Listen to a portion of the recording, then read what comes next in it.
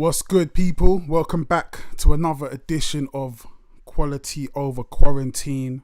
I've been trying to think of like another name to give this show because obviously we're going to be out of quarantine soon. We're not even in quarantine now. Like, it was a cool name when I first came up with it. Now it's no longer a cool name. So any ideas of what to call it, like, let me know in it so I can switch this up. But the guest we have today is quite an exciting one, yeah, because it's somebody I've never spoke to, never had like a proper conversation before, but someone I've always watched and like followed his career. So big up, man. Like Rez, what were you saying, brother? Yes, nice to speak to you, man. Yeah, it's good. Likewise, man. We've never really like, sat down and had a talk or at shows really chatted or anything. So yeah, I feel like, yeah, with like the UK hip hop scene, I feel like there's always, it's very like not clicky, but there's just like different sections in it. And I feel like you lot were kind of like you kind of came after us, like after we kind of did our little thing, and then you lot just came through and just smashed the game up. And I feel like there's always been kind of like not a disconnect. Actually, no, I would say that actually a slight disconnect between like the guys who were before and the guys doing it now. And now I see it again with like the next lot. But there's a few people in the scene that always try to make those connections happen, and I always try to be one of them people that's like, yo, let me see like if I can hook up with these guys and try and make that connection. And I think that's why we've always kind of just like missed each other. But I've always been a fan. I mean, you know what, actually, I think I spent my 30th birthday in Bristol, and it was at a show where you lot were. Yeah, man. Yeah, that was one of the first shows we ever played. I think it might have been the second show we ever played. Like, that was at the Thecrofters, right? Yeah. Yeah, that was mad, man. Like, and it was it was a sick night, man. It was live, like, it was fucking mad. It's a crazy night. There's actually like a whole story that goes behind that night as well, to do with like graph crews and madness and people turning out. It's a wild night, but I remember that one quite well, man. And it was cool. For us, go on. Nah, because it was my birthday, yeah. So I think it was like either the day before my birthday, or it might have even been the day, like might have even been my birthday. So it was like, so it was like, yo, this is the last time I'm about to be 20, and I remember you guys coming up because obviously I was with, who was I can't remember who I was even with, man. But I was probably like rolling with like Bad Habits and One Step. So. Then you lot did your thing, and I remember just kind of like, I'm always like I like to watch live shows just to see how people are in it, and I was like, right, okay, these guys are cold, but like didn't really like, just thought, yeah, sick, like everyone who's on that level is sick in it, so it's like, all right, cool. And I remember like a little while after seeing one of the first videos that kind of blew up, and just being like, nah, this is actually proper sick, and then that was gone. It was, you lot were gone clear after that, man. But yeah, it was wild how that happened, man. Because like at the beginning, back them days there wasn't really like a massive cost for videos, yeah. So you could get video done, like for us, because I knew connects in the skate scene and Red Tete or whatever. Like, we got this guy George Nevin who was just, I want to build my portfolio. Yep. So he wanted to just build and make music videos because he'd never done it. And it was like a whole new door and new avenue for him to take. So we just got these like high quality videos done, like the whole start of our fucking wave, when there wasn't really that many videos online. You know what I mean? There was a few, like there was Channel U, Channel AKA and stuff, and there was videos out there. But as far as that UK hip hop went at the time, we kind of caught this, like, we were in the right place at the right time. Do you know what I'm saying? And obviously the skill and everything else back that. It could have been, you know what I mean? Anyone could have taken the space or whatever. Yeah. We happened to have our heads in the right place and have to, you know what I mean? But I love that, yeah, because I feel like that's kind of the story of a lot of artists. I always say that the reason why I found myself in the position that I found myself in wasn't because I was any better than anyone else around. I just happened to be, like, if I wasn't living with Tom Caruana, I wouldn't have got my deal. You know what I mean? Like, so that's how it happened. Like, it wasn't like, oh, you're so sick, like we're trying to push you. It was like, no, I was just in the right place. And again, like you said, the skill and everything then backed it. Pushing yourself as well, right? You know what I'm saying? So you put yourself, like, what is it? Luck is when preparation meets great opportunity. 100%. Do you know what yeah. I mean? Like, and I feel like that is a thing that I've kind of like, I've been in these places where, yeah, I've been lucky to be in that position, or was I lucky because I'd actually been prepared that when that opportunity came along, I was there to take it. Do you know what I'm saying? Yeah. And like you say, it's not necessarily being the sickest or being this or that, like just being smart enough or figuring that kind of way of getting round to it early on has definitely helped. You know what I mean? For me personally, anyway, as far as like split goes and stuff, you know. I can definitely relate to that. I always feel like being ready is super important, and like 90% of success is turning up. And I feel like that's the bit a lot of people don't really get. Like, everyone's always, and I'm like a sucker for this. Yeah, I'm always like, it's got to be perfect. Like, even this show started because I had everything was set, ready to go. I was like, had the studio. We got a studio just across the way, all ready to go. We got a grand's worth of podcast equipment all sitting there ready to go. We're all ready to go. Yeah, it's gonna be perfect. Then lockdown comes, wipes everything out. Nothing's happening. And I was just like, you know what? Let me just grab the mic I record on, in my bedroom, right? And let's see what happens. And that's how it all popped off. And sometimes it's like, you can wait for the correct time and it to be perfect. But what's more important is just doing it, man. So let's go back. How did you get your start in hip hop? Because obviously it's not just rap. You're involved. You do graph as well, right? That's like, were you in that scene as well? I think that, yeah. I mean, like, I used to be heavily into that. Do you know what I mean? And that was like, I mean, before music, that was, I couldn't leave the house without something. Yeah. You know what I mean? I have to have something on me, and if, you know what I mean, or I'd got to raise something on the way to college or school or whatever. But like with Bristol, it was always kind of real, like, tight knit. Do you know what I'm saying? It's a small city, but it's a big city at the same time. It's weird how, like, I mean, people joke about and they'll say, like, it's the biggest village in the world. Do you know what I mean? Because it's so, but you know what I mean? It's just got that kind of vibe where, like, if you're in a certain scene, like, say the skate scene, then that's intertwined with the graph scene heavily, which is intertwined with the hip hop scene, which is intertwined with the night scene, the rave scene, and it all just kind of leads up. And like with me, like, I think it went from like working in 50/50 as a kid. I mean, bunking off school, hanging out in the local skate shop. Do you know what I'm saying? And like when I'm like 11, 12, 13, getting work experience there at 12 or whatever, and then kind of just going down that skate route. Yeah. That then the skate route really led me into the hip hop. You know what I mean? Like skateboarding, like there was a kid who, and this is like how I started rapping really, was a kid that I used to skate with, Liam. I was like, you remember LimeWire? Yeah, man, yeah. So I got my old Papu songs. Might get some bootleg 50. Bro, like I got your shit off LimeWire, bro. I ain't gonna lie, man. But yeah, like I remember I searched in like Bristol hip hop or some shit like that, yeah. And like it gave me this track, and it just said Poison. It didn't say the name of the artist or the crew or whatever. It just said Poison. I was like, all right, cool. Like, download it. I was like, fuck, this tune's amazing. Like, and I played it over and over again or whatever. And we was at this skate spot, and I was spitting these bars, and I was like, whatever, just rapping along to it in my head or whatever. Yeah. And this kid Liam was like, fuck you rapping, bro? That's my brother. See. Like, yeah, cool, it's your brother. Like, whatever, man. I'm not hearing that shit. And he was like, nah, for real, that's my brother. Like, and I played him it, and he was like, what? This is mad weird. It's like real sped up and shit. But this is my brother's crew, Say Fire. See. And I was like, at the time, I was so deep into hip hop, I wanted to rap, but I had no sort of, like you say, in. Yeah. You know what I'm saying? I didn't feel like, because I was an outsider to the culture, essentially, from where I grew up and like my surroundings and stuff. It was like, well, I mean, I'm not that guy or whatever. Like, it's not. And he was like, yeah, that's my brother. He raps. And me and my other brethren, Pickles, he was like, he raps as well. And I was like, fuck, if you boys rap, like, cool. If you man can do it, like, do you know what I mean? Cool. And then it just folded. And so that was like my initial, like, into even just putting pen to pad. But after that, I think it came with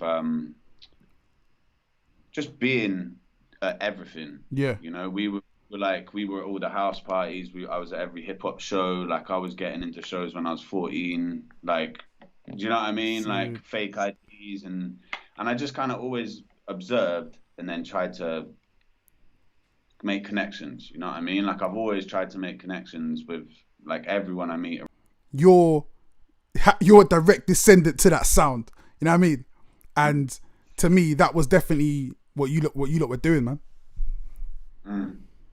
Yeah, it's nice, man. It's a funny one, man. It's like there was a lot of people, and I think there still is as well. I think the you know what you were saying before about the friendliness, and how the attitude kind of changed, right?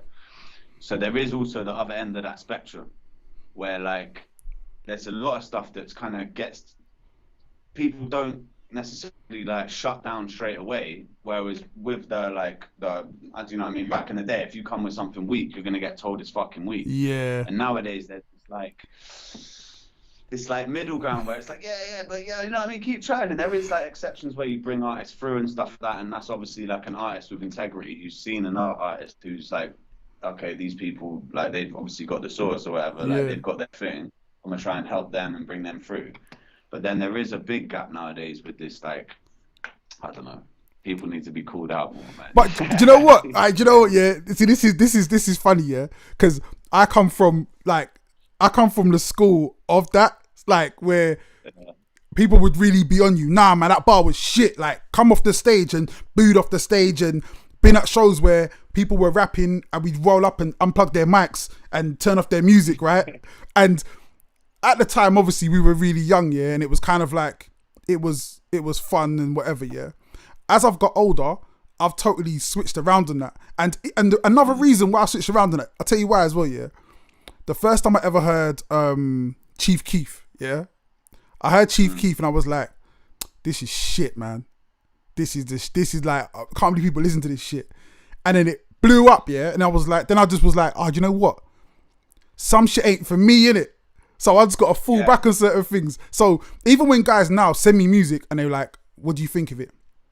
The most thing I ever say is, unless it's like really, really, really sick, I'm like, yo, that's fucking cold. Otherwise, I'll just be like, nah, man, just keep doing your thing, man. Like, just keep doing your thing. Yeah. So it's like, it's hard to find a balance. It is. That's what I'm saying, though. It's hard to find a balance of being like, because trust me, I am fully down for supporting people, and I can see when people are, you know what I mean? But then there's people that get to that stage where they think that it's, and no one's calling them. Yeah. You know what I mean? No one's calling them out. It's like, come on, like. But it's a funny world we live in right now, isn't it? It's a funny world, man. It's a funny world. Frozen. Am I frozen? Am I back? My Wi-Fi's going mad right now. Nah, you're good now. All right, cool. Yeah. My Wi-Fi's going. I don't know. Mine's loose. Wi-Fi problems, man. Yeah, I tried to switch it up and get higher Wi-Fi and it's faster Wi-Fi, and it hasn't really helped. But we'll try and fight through, man. Yeah, I swear they switched that. They do that, man. They like. I had it the other day. They come to my house and they were like, "Yeah, we can fit BT and it's like we can turn it up to this much." Yeah. And that. It's like, yeah, but that's what. But do you know what I mean? Like, I'm already been told I'm on this shit. Like, come on, man. They're lying, man. I'm waiting for this 5G. It ain't happening. They ain't giving me no 5G. Like, yeah, we had the whole Corona for no reason, man. Come on, you're spending Corona, man. Give us the 5G. I can't even joke about that, man. People get on me. So let's you know what I'm kind of interested in, actually. I want to go back a little bit, man. Talk to me about the graph scene, like coming up in the graph scene, and how that kind of played into just what that was like coming up in Bristol, because Bristol's like that's got to be like one of the top 2 or 3 graph cities, right? Yeah. I mean, the thing with Bristol, right, is it's a graph city, but the problem with Bristol is it has Banksy, right? And don't get me wrong, I think Banksy's a good artist. Yeah, I think he's done good things. I think he's got a fucking great mind, and he thinks like, you know what I mean? He's thought outside the box. He's made himself this like fucking world-renowned artist, and will go down in history as one of the greats. You know what I mean? Irrelevant to that, what's been created around Banksy by his legal team and by the city of Bristol and Bristol City Council and all this other shit, like that makes it a really weird city to paint in. because you'll have like things that are stencils or Banksy-esque or whatever, Yeah. sprayed on the wall, and everything around it will get painted over, but they'll leave that. Raw. And so, but irrelevant to that, like coming up in the graph scene, like we were kids, man. Like most graph writers are when you start, you're fucking kids, and you just running around like fucking bombing up or whatever, and with us lot, it turned like, I don't know, we got into a lot of beef, you know what I mean? I kind of stopped doing graph because of like being in the middle. Like I said before, I like making connections. So I was cool with the legal writers. Right. I was cool with the bombers, the fucking gritty man, you know what I mean? Yeah. Like all the different scenes and crews and stuff. I didn't really try and hold too much beef, you know what I mean? But for years, we got into all sorts of How stuff, did you even get into graph in the first fun. place though? Like, so what was like, because it's funny, because I always feel like with the elements of hip hop, there's always like a spark that gets you kind of into it. And so you're either going to be a b-boy, you know what I mean, you watch the Electric Boogaloo or something, and then you want to body pop, or you watch Wild Style, then you want to graph up everywhere. And for me it was the rapping and the DJing really, but I couldn't afford decks, so I just started to rap. So what got you into like to the graph side of things? I think it was probably the Banksy side of things. See, I'm not even gonna lie, like it was more like that side of things that got me initially into it. Nice. Do you know what I mean? Yeah. 'Cause when I was 11, like I was out taking photos because I was skating at the time heavy. And this photographer come to College Green, which is like a renowned spot in Bristol for skating or whatever. I've been there. And he was taking photos. He was like a skate photographer or whatever. And he was like, right, do you want to go and shoot some photos? I was like, yeah, cool, man, let's do it. And shot a couple of photos with him. And I don't know how, like, I was always on trying to make connect, even at 11. Do you know what I'm saying? I was trying to make connections. And somehow he was looking for a studio space in Bristol to do an exhibition or some shit. Yeah? Right. And my mum's an artist, and she'd just done an exhibition with this woman or whatever, like, and what was it? So at the time I was doing stencils. Okay. And I was like, and I made some stencils and like got this guy in touch with this other, my mum's friend or whatever. Like this is like, I'm 11. That's dude, crazy. Like, in his 30s or whatever, and I still like made the connection, got him set up or whatever. We did an exhibition called "Is This Skateboarding?" And it was like we got like local graph, right, like the graph crew TCF, like a couple of writers from TCF, which are like big legal crew in Bristol. They got involved. We did like a skate video premiere and shit like that. And after that, I was like, stencils are easy, man. And like the whole thing around stencils just seemed way too contrived. And like, I don't know what it was in my head at the time, but I was like, this is not like free enough for me. I need to be more, I don't know, you know what I mean? I don't know how it really happened. But Paro from Split Profits, he kind of, he got more into the lettering. Right. And I was like, fuck this, man. I want to get more into the lettering. And then me and him kind of just snowballed from there. That's it. But it was like, the thing with graph is like, we've got such a tight crew. I'm not going to say what or whatever, but like, we've got such a tight crew. Like, I'm not even active anymore. So I can't really say too much. Yeah. Because I'm not out there doing it. But even to this day, like we went and shot an interview the other day for Wordplay. I probably shouldn't even say that straight up. Incriminate. This is live. I can't even cut it out. It's not coming up on Wordplay. It's not. We shot the other day. And there must have been about 30 people there, 40 people there. Damn. Not 40, that's exactly it. But there must have been about 20, 30 people there. And it was just like family, you know what I mean? Yeah. So there's a really tight, and that crosses over with hip hop, it crosses over with all these different like cultures where it's, you know what I mean? People you grow up with and the people that you really learn that art form with become your, you know what I mean? Your people, like. Yeah.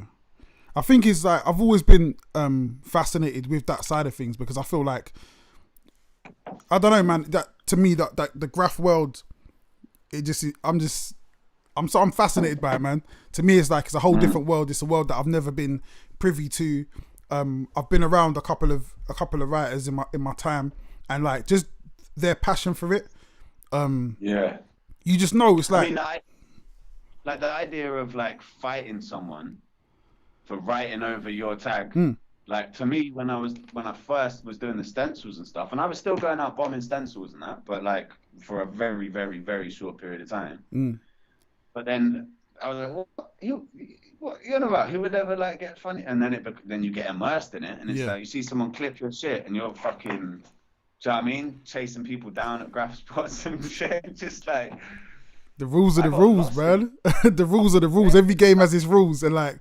I think as well, that's part of the reason why I love it as well, because to me, I'm like, it does seem weird. It's like, how are you lot fighting over paintings and drawings and stuff? But again, rules are rules. How are we beefing in rap beef because someone said something about you? You know what I mean? Like, it's from an outsider point of view, it's a weird thing. It's like, oh, I'm angry at this man, so I'm going to write poetry about him. Like, it's a weird thing, but every game has its rules, man. It's true, man. And the more immersed you get in that game, the more the rules become like live by it. Do you know what I mean? 100%. It becomes a thing that you gets deeply set in you, man. Like even to this day, like I'll fucking go out and if I see someone clip my shit, I'm pissed. It's on. I'm like if I do something, I'm like even like. You know what I mean? Little things. I'm like, come on, man, just chill out. Like you got a wife and kids. Shit. I feel the same way about just beef in general, man. Sometimes I'll be going off and I'll just be like, wait, calm it down, bruv. Like, you're going to be 40 soon, yeah? Just chill. There's no way you can be rolling up on people at 40 years old. But then I've got older cousins and people, uncles, yeah, that are still like 50 and 60 that are still on smokes. I'm like, all right, cool. I'm good until like, until I'm old, then I might calm down. That's what I'm saying. Once it's in you, bro, that shit ain't going nowhere. It's there, man. So let's talk about you. So split profits become a thing, yeah. How long did it take you to go from like, yo, we're trying to come up in the game to being like, oh shit, we're the top of this shit, and how did that feel? Just from that transition. I feel like me personally, I didn't ever feel like we were top of the shit because I was still catching up with the fact of where we were. You know what I'm saying? So it was never like, we're here, fuck you, we got to this stage. Like it was always like, all right, we're here, but I'm still looking at this level and what that person's done, or even on a lyrical level where it's like, well, yeah, I mean, I'm still not at this level that I want to, you know what I mean? So it was 100%. Never like, it was never, we're here, but when we got to that stage where it started snowballing and we started getting shows every weekend and we were doing sometimes like 2-3 shows in a week, that's when it became like, all right, let's make this a real business and let's make this something that we can all eat off.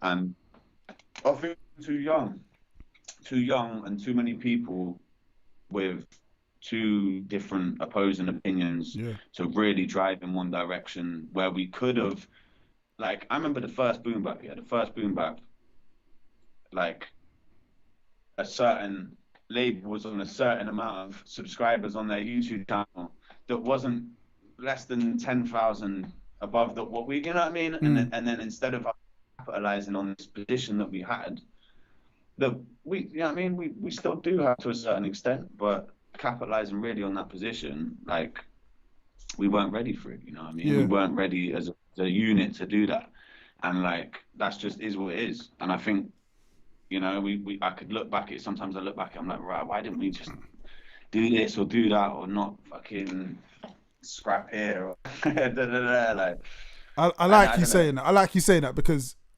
the way you feel, and bearing in mind you had a group of people, that's the way I feel with me as a solo artist. Like I feel around the time when everyone was like, when Depp on Road dropped, so in this like UK hip hop world, it was doing quite well and people were like listening to it and stuff. But because I was in my own world, I didn't really know about all that stuff. So like to me, obviously I was still doing the shows and stuff, but then at the same time, to me, the shows weren't nothing because I was so young that all I was focused on was money. So management telling me, yo, we're doing these shows for 200 quid or whatever. I'm like, I'm making 500 quid on the road, innit? I'm not doing a show for 200 quid. So turning down so many things because on kind of like ego and not understanding what it was and just being like, right, you know what? If you had just like left that alone, focused on that, you wouldn't have had the break. You would have just been able to really capitalize and build on what you had. And I feel like a lot of artists, you'd be surprised, man. I speak to everyone in the game, and some of the biggest artists tell me the same thing. Like when they were at the top, number one, they didn't realize they were at the top. And number two, where we were looking at certain guys, whether it be Kalashnikov, whether it be Roots Maneuver, we're looking at them like, oh my God, Task Force, we're looking at them like, oh my God, these guys are the gods of the game, but they're still like having to work. You know what I mean? Like you got kids to feed and you got real life to deal with. So it's I think like what you're explaining and what you're talking about is something that all of us go through, man. We all go through it and be like, we didn't realize how good we had it at the time, man. Yeah. Especially now as well, bro. Like even just fucking playing the show, like right now I'm like, damn. Crazy. Like, yeah. Man would kill for a show right now. I know, bro, it's fucked. I've got a show on the 20th, I think, in Bristol with Skits. Oh, sick. Joe Byrne. Oh, sick. I don't know if it can happen. Jeez. Like, yeah, but, you know, 20th of December, like. Okay, nah, it'll be right, it'll be right. It's cool, man. Sometimes I forget, yeah. We're like, the lockdown is affecting.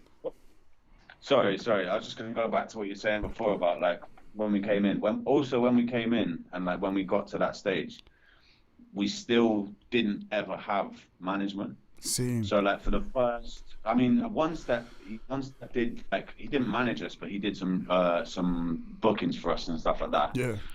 But other than that, it was me and Bad Habits. Sick. And like not having that like management. The thing is, when you're friends with like 7, 8 people or whatever, and you're all tight friends, no one really wants to be told what to do. Yeah.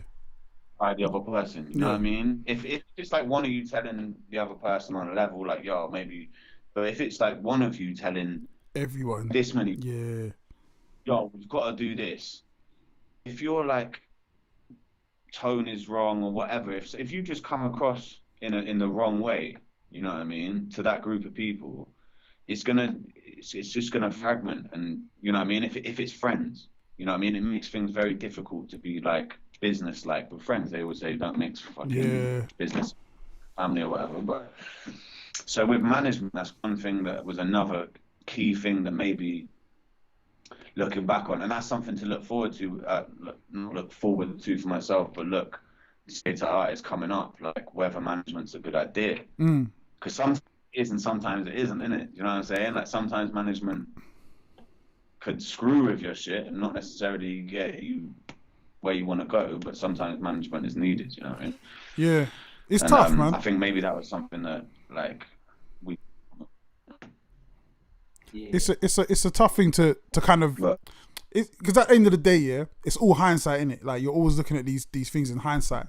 So I always feel like for me, management doesn't work very well only because I don't work well with other people. I don't listen very well, and I'm quite single-minded as well. So for somebody like me, the kind of management I need is a very like kind of standoffish management. I can't deal with anyone who's going to be like, you need to do this and this, because I'll have a million reasons why not to do that, and then it becomes annoying. I'm an annoying person to work with. I know that.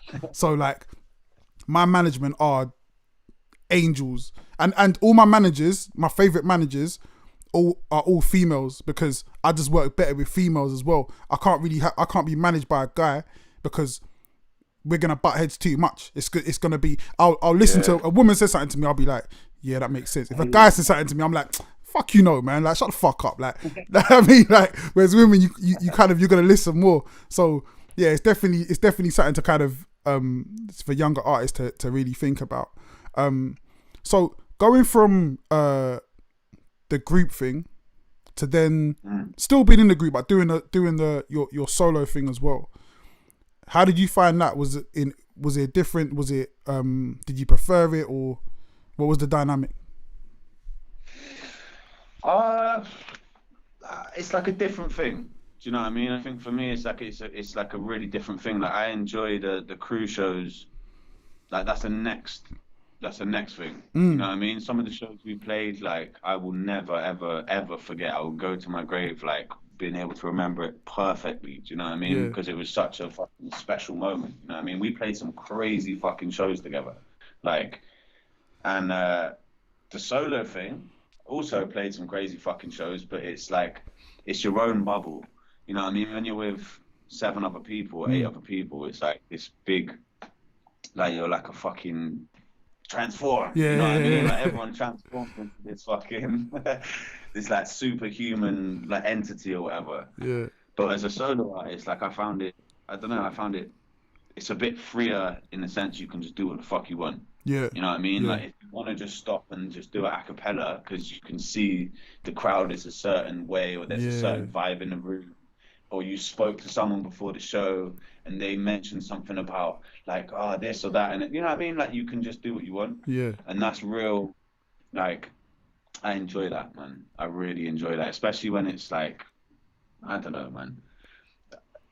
The thing with Europe is you can do a lot more shows as a solo artist. Scene. So like one thing I did with when we were touring is I've always like, and this wasn't something I was trying to do to like weasel in here, weasel in there. It was like I'm just making friends with the connects. You know what I'm saying? So I made friends with the promoters, the artists that perform with, like all these different people that then in the future were like, all right, come back. Yep. And my connections in France are quite strong because of like my family's French.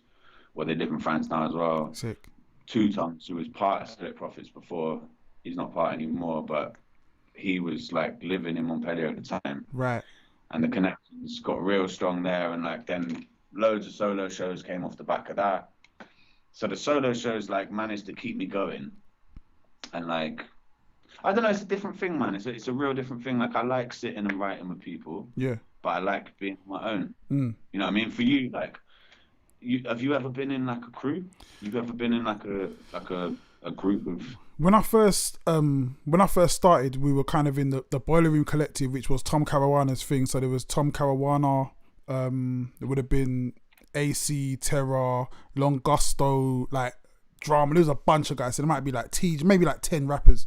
And we would do certain things and, you know what I mean, get together and make tracks. But I think my personality, like I said before, that I don't play well with others. And I'm always like, I don't know, man. I kind of got a big ego, a big head. So I'm always like the one who's trying to be the leader. Like, you know what I mean? And it at the time, that's how I was. So it was always like a competition thing. And the only person I really worked well with was Wordsmith. Because Wordsmith is like, he was very much like, he was like me. And I actually, you know what it was? I knew Wordsmith was better than me. So because I knew Wordsmith was better than me, so it was like, all right, cool, I got to chill. So if he says, let's do this, then I'm like, okay, cool, we'll do that. But I think when I was in a group with everybody else, I was always like, nah, I'm the man of this crew. Like, I'm the one in it. Like, and it weren't right. And everyone else, I don't know, man. It just didn't work well for me. And I think even now, being in part of one of the things, there's a book called Think and Grow Rich, which I'm like, I love this book here. It's like life-changing book. Sorry, did you talk that today, right? Yeah, man. I was talking about. Yeah, it's a deep book, bruv. It's a deep book. But one of the things they talk about is your mastermind group. So your mastermind group is when you have a group of people that are in the same. It's like a group, but you all got different roles, but you're moving towards the same direction. And me trying to find members has always been hard because, again, just the personality type that I am, it's never really worked. So a group for me will only work if I'm either the head or I'm just right. I can chill at the back. If I'm in the middle, it's just, I'll mess it up, man. Just because the way I am. So it's just never really worked, man. Nah, I hear you on that, man. It's difficult. It's difficult working with that many people. It's difficult working with a lot of people. I feel like I feel you on that flex where it's like I need to. Being in the middle is weird. Yeah. You know what I'm saying? If I'm at the back and like I'm not getting credit, but I can still chuck my fucking ideas in or whatever, it's cool. Yeah. If I'm at the front, it's cool. I'll take the blame, but I've got to be known as being at the front. You know That's it. Yeah. It's tough, man. It's tough. And I think like I guess the again, man, the older I get, the more self-aware I am. So I understand how I work, who I work well with, what kind of personalities I work well with, and yeah, it's to me, it's always like being at the front, being at the top. If I'm gonna be at the top, then you gotta listen. And if you don't want to listen, then you gotta be out. But at the same time, I do also enjoy being part of groups where I can just sit back and let people just do their thing. But you know what it is? Being a control freak, yeah, being a perfectionist, you can't chill unless you know everyone else is better than you at that role. Because if someone says, yeah, this should be the artwork, I'm going to be like, nah, that ain't the artwork, man. Because I can do that better. Like, or this should be the video. Nah. That ain't the like, you know what I mean? So, but when you got someone who you trust and you're like, nah, do you know what? This person is going to mix this shit properly, master this shit properly. I ain't got to be involved in it. Then you can just sit back and chill. That's why it's about picking, like you say about your mastermind group. Yeah. That's why it's about, like you say, it's hard picking it. It's hard picking it, but if you can get those people around you, like it's beautiful to watch as well. Because I've tried doing that a few times with like kids who are coming through. Yeah. You know what I'm saying? Like, say with This and That Media, right? Yeah. You know, This and That Media has done the videos for like, like that guy is a fucking genius, man. And I remember seeing him for the first time do this one edit, and I was like, all right, cool. Like, and I'm not saying in any way I'm anything to do with his success. That is 100% down to my man. Yeah. Yeah. But being like, all right, cool, come to New York with us. We'll pay for your flight, yeah. We'll pay for your accommodation and whatever, but just film us videos, yeah. Yeah. And then him going from that, and then he moved into my yard, and it's like, right, you're part of my mastermind group. Yeah. You're part of this fucking spearhead, yeah. And I really wanted, but he was too evolved for the spearhead, bro. He was too focused on his own thing to even, he just surpassed everything. Yeah. He was sat in his room like, I just learned this new technique, man. Look, I can make fire appear in my hand in the video and shit. I seen this new one, and now he's doing shit for Vogue. Crazy. You know what I'm saying? But picking people, like I was like, come on, Dom, you know what I mean? Come aboard, like let's try and create something together. But he surpassed that shit. Like, I feel that happens a lot as well. I feel that happens a lot as well, because that's the thing. When you find somebody who is cold, that's part of the problem. They are too cold. They're gonna go on to do other things as well. So yeah, man, it's a mad balance. How have you finding Green Brick Records? That's your thing, yeah? You've been doing that for a few years now. How have you found 2018 set up. 2018. So yeah, man. So you're getting it in. So how have you found that process? And how have you even, I guess, what's the word I'm looking for? How have you put that together? Like, what's the breakdown of that? So we put it together, like, initially it was me and Bad Habits. We were like, right, we want to set up this record label that was separate to Split Profits, so we could kind of branch out and like not just have like a hip hop record label or just releasing us. Cool. So we set up Green Brick Records 2018, and it's been a learning curve, man. Do you know what I mean? Like the first artist signed to the label that wasn't like the first project we dropped was my album with Ill Informed, The Dog's Dreams. Sick.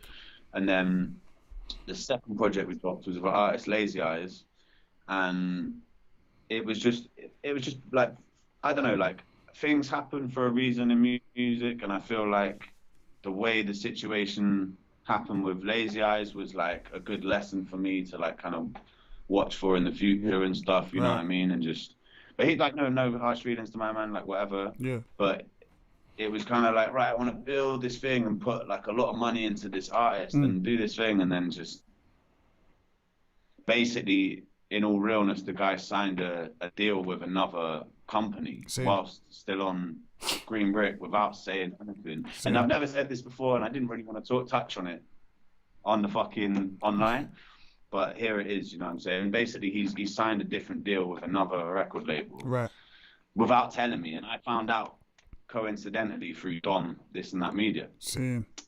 And it was like a good, but like that's not really how Green Brick started. That was just something that happened at the start of Green Brick, and it was a good lesson. And now what we've done is create a fucking.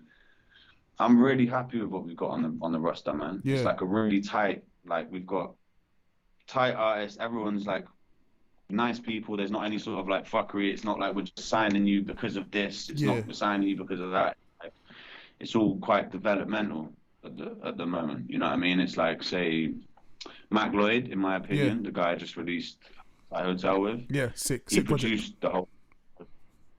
He sings and he raps and he plays guitar and produces and everything else. And the guy he's a fucking genius, man. And I don't think he's anywhere near his full potential yet. Like, seeing that guy go from strength to strength to strength is beautiful, man. Like, the guy is a fucking, honestly, like, I really feel strongly about that guy's talent. You know what I mean? And yeah, I'm kind of waffling away. Basically, Green Brick, it's like an eclectic label. You know what I'm saying? It's not just hip hop. It's not just grime. We've got a whole different kind of sound. Yeah. You know what I mean? We're putting out a compilation record, actually. Oh, nice. I don't want to talk too much. It's going to be some unreleased music and some previously released music or whatever that's been come out this year. Sick. But just to get something out on wax, man, because it's due time. But it's cool. Like, I love in control of something that's you can use your platform to then, you know what I mean, help people around you. And how do you find it? Like, so being a. Oh, you got me. Let me know when I'm unfreezed. Okay, you're good. All right, cool.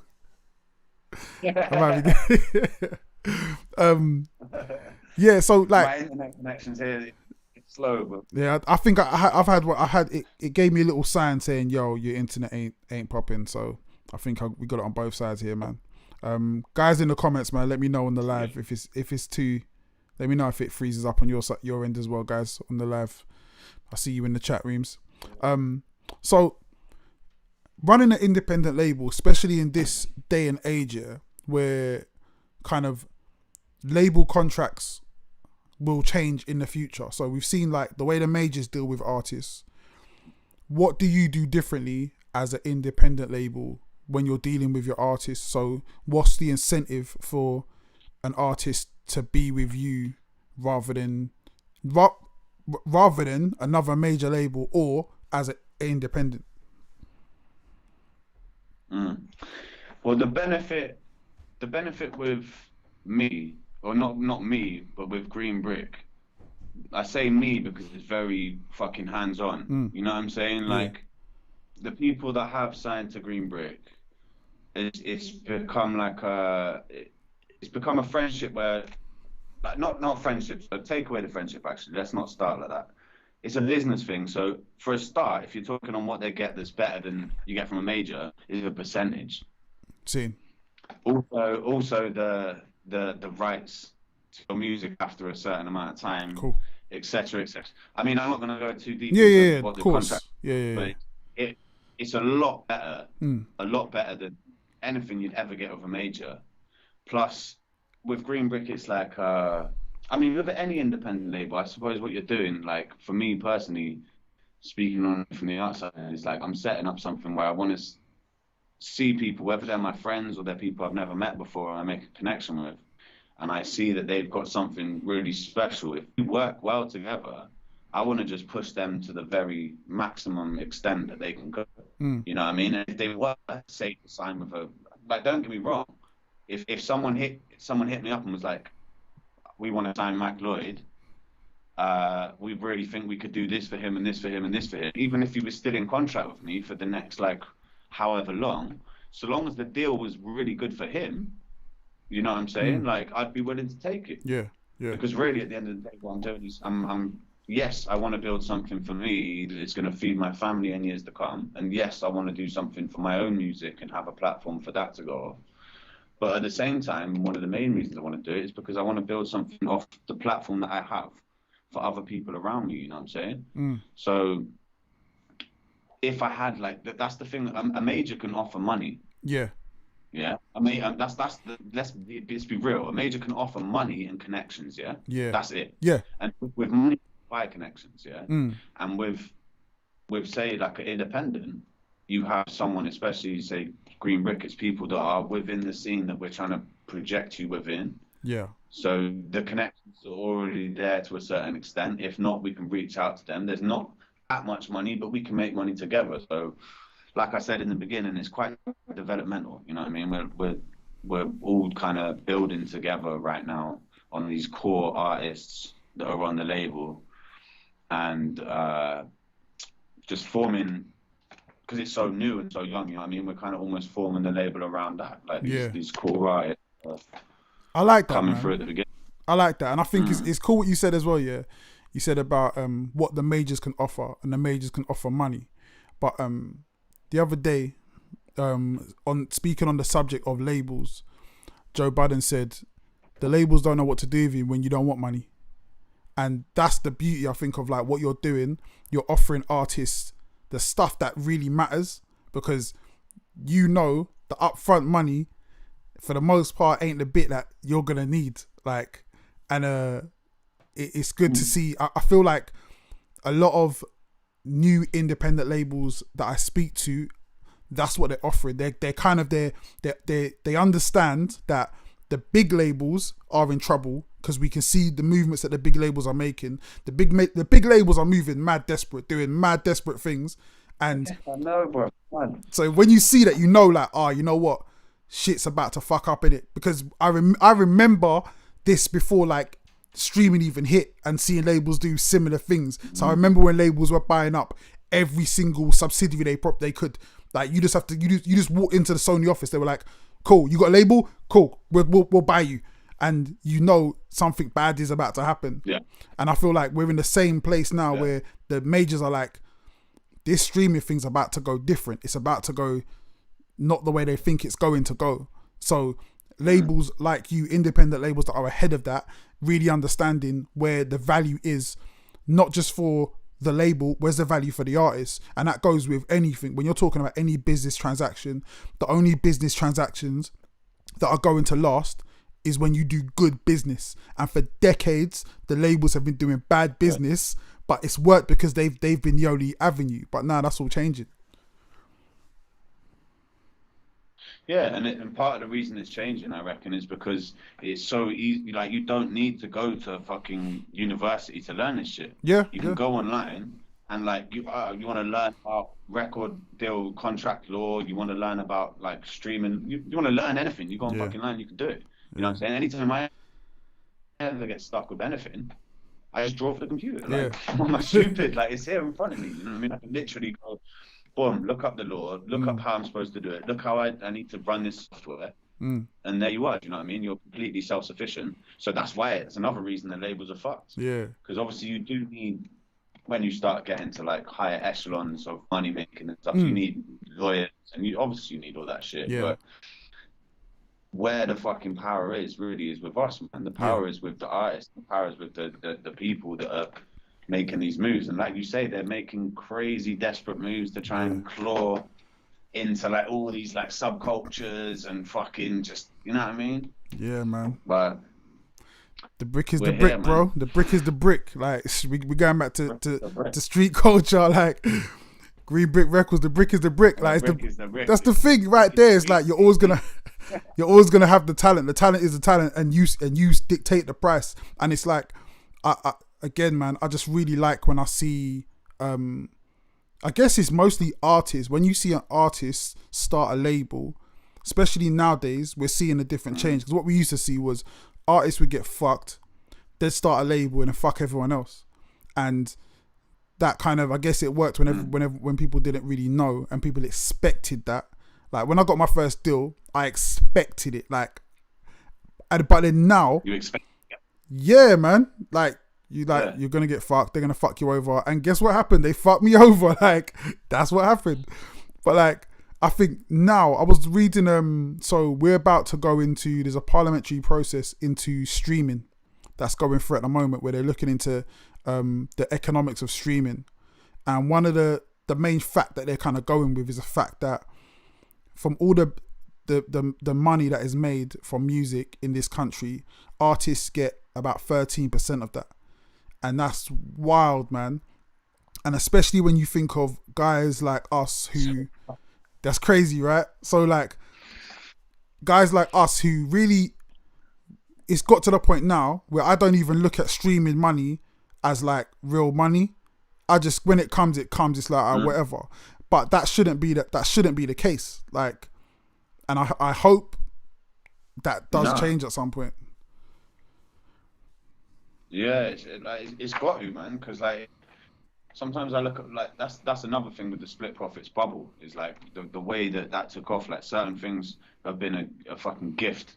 You know what I mean? Like that Ain't a Muse track is still like I get an all right quarterly payment. Like it was all right, and then COVID happened and streaming dipped. Yeah. It was like, all right, this is nice. Every fucking 3 months I'm getting that. That's blessed. Like I'm cool, you know. But the percentage of what that is, like compared to what it should be, 13%. Crazy, bro. That's 13% of what like. And you wouldn't do that with any other business. You wouldn't do that. You wouldn't allow any other business to work that way. But because again, we're so used to it, and that's just the way things work. And even with like when you talk about music, because I work, a lot of the music I do goes to like advert and film, and again, it's done in a way because obviously the money's a lot higher, but because the money's higher, sometimes the business that gets done is real shady, but in your face shady. So they'll just be like, yo, cool, we're gonna buy the track off you for this price, and you'll be like, they think you're gonna go because you're gonna see the money, you're gonna be like, oh, okay, that's way more than I'm ever gonna make off a track over here, so I'm gonna be happy for it. But then you gotta be like, nah, wait, like I don't want the money. Like if I don't want the money, then what? Because if I then decide no, I want my equity and I want my ownership for that track, then what happens? Then it all falls down. Like that I watched I think it was like a few weeks ago, something like that, but Big Nasty talking about that exact same thing when they offered him his TV show. And they were like, yeah, well, we're gonna give you like, it was something dumb when I think about it now, and where that show has gone now to what they offered him in the fucking beginning. You'd be like, what? They were like, yeah, we'll give you 5 bags. It was like 2 bags a show or something. I mean, it was like menial, nothing. You know what I mean? He was like, no, fuck that. This is what I want. This is how I want it. Da, da, da, da. And he like broke down how he went about the business process, and that's another thing happening nowadays. It's like people like yourself, myself, like Big Nasty, whoever. Like, there's a lot more understanding of like, okay, well, we've seen the people that come before us get fucked. Then we like say yourself, like, I'm taking this deal. I know I'm gonna get fucked, but I'm still gonna take it. Yeah. And then it's the next stage where it's like, nah, fuck that. Like, we know what we're worth. Like, not saying that you didn't know what you was worth then, but still, it's a fucking deal. You get offered this thing. It's like at that time, even to certain people nowadays, you know what I mean? They will still take that deal without saying shit. 100%. And you know what I mean? So like the fact that we have this like understanding of the business side nowadays is so much better. That's one thing that I implore about the internet, and I say it's a double-edged sword, but like that's one thing that it's given us all is freedom with being able to share our music, freedom with being able to learn about how to fucking deal with our music, being able, like, law, you know what I mean? All these things that before you could, like, a little bit of legalese could stitch you up and that's you done, and all your rights are sold to someone else. You know what I mean? Like, yeah, it's a crazy learn, world. Man, educate. That's it, man. Educate. And I feel like people are now, because we're seeing like the nightmare situations. We're seeing people in the biggest stages complain about contracts, like Taylor Swift complaining about rights to music, and then you kind of go, it has a trickle down effect where the rest of us really should be aware and be like, okay, if that's a problem there's a problem for us as well, and just really just kind of figuring out how do we go around, how do we navigate that, and just having that confidence. And even this conversation, like, I feel like if someone listens to this conversation, they're going to be like, okay, let me check out my situation, because there might be there's something to look at there. There's something that's not right here, and if there's something not right, who do I speak to? Where do I go to make this right? And that's all it is. It's people just talking about it and speaking up, and that's how things get changed, man. That's how we tear statues down. I know you Bristol guys, you know about that, tearing down the statues, and that's So what's next for you, man? What's next? What you got planned? So next we got the Green Brick compilation, Brick Top Volume 1. Sick. Then we've got, I mean, Joe Byrne's got his release with like, bro, Joe Burns' next release is crazy, man. See. Like, it's like, that's the thing, is I feel so like passionate about the artist on the label. Like, I really feel like I'm like, this is the shit. Do you know what I mean? And that's how I should feel. Do you know what I mean? I don't want to be on, and I wouldn't want them to be on a label where the person who's got them there or whatever isn't like, this is the fucking shit. Yeah. But yeah, Joe Burns got his project. Mac Lloyd's got another project. Nice. For myself, like, I've got a project with Upfront and Bad Habits, like a split profits project. Hard. That we're kind of like toying with. We've got a single, we've got a video we might drop, you know what I mean? It's one of those ones where you're sat on stuff, but it's like, do we just drop an EP that works out? What else? I got a thing with Ill Informed. We're doing another project. Sick. I got Ill Informed beat. I got Ill Informed beat sitting on my hard drive that I ain't even used yet, man. I might have two actually. Well, I might have two. He is cold. He's one of my favorite people, man. I love that dude. Like, we spent, like, he lived at my yard, but we lived together for like, I don't know, a year and a half, 2 years. And he's just fucking like focus mode, man. Yeah. But yeah, we got a project coming. Me and DJ Rogue have obviously got a podcast.